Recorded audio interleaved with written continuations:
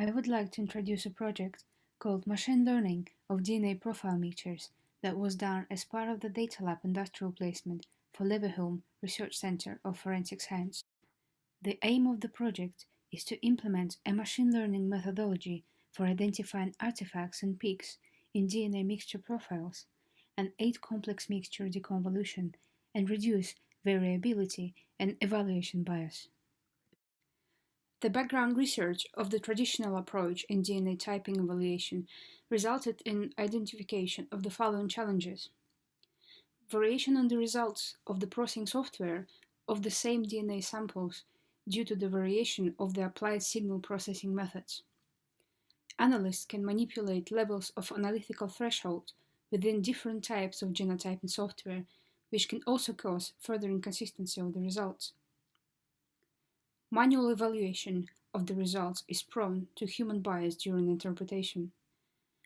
The length of the runtime of a sample is temperature dependent, resulting in a size difference of the data files.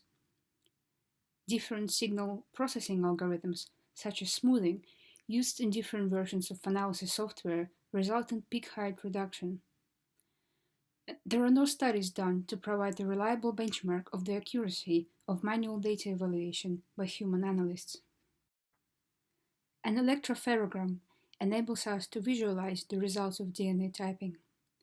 Here we see the peaks that were identified and labeled by software, and this information will be used later to inform the machine learning process.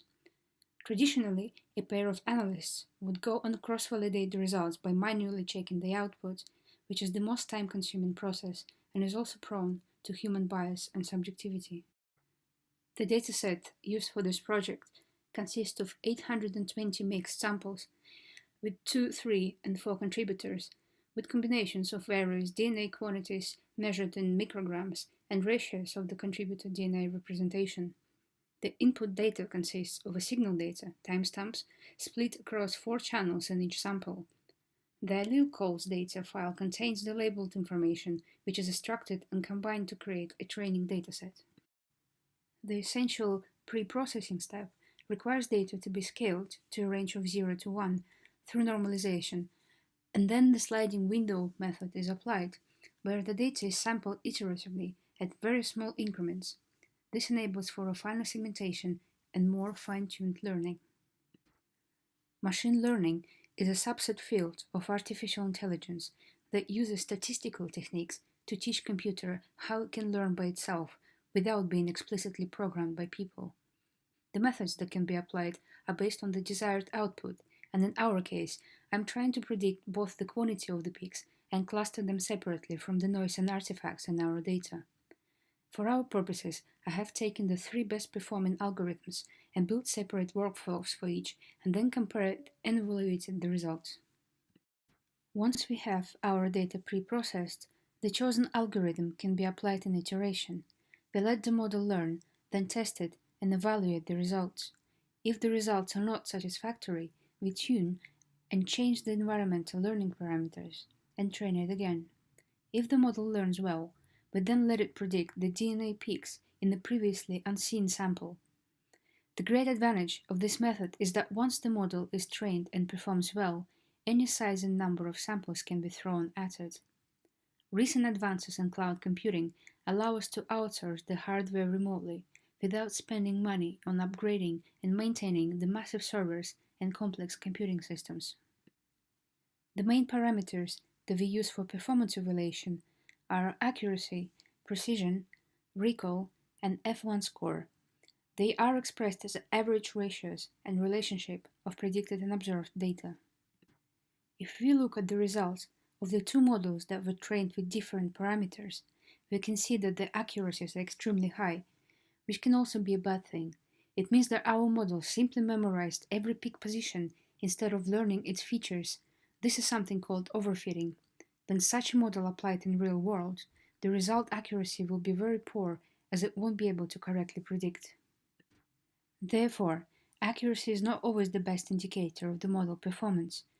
Although both accuracies here are high, we can see that the bottom model failed to locate most of our peaks. There is a consistent small amount of false positives or fake alarms in the confusion matrix that model outputs. The model thinks that those are peaks, even though we didn't provide this label information. When we went back to look at those areas of the sample, we indeed saw that those were possible peaks that the initial software missed during electropherogram analysis process. This could be a potential trace DNA that otherwise would be completely overlooked. At the end, I chose a model produced by a random forest algorithm which was able to predict 144 out of 150 peaks in the unseen test dataset.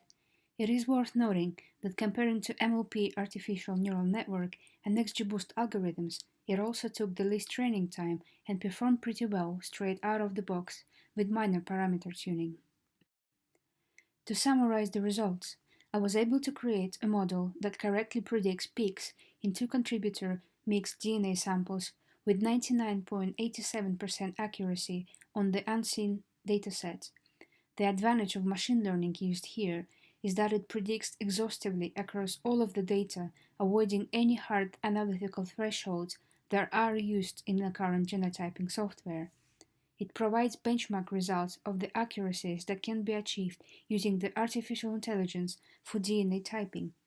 There was a significant finding of small number of peaks that were identified by the workflow designed below the analytical threshold line of the software used to produce the dataset, meaning that this data would be completely missed during the manual analysis performed in a traditional setting.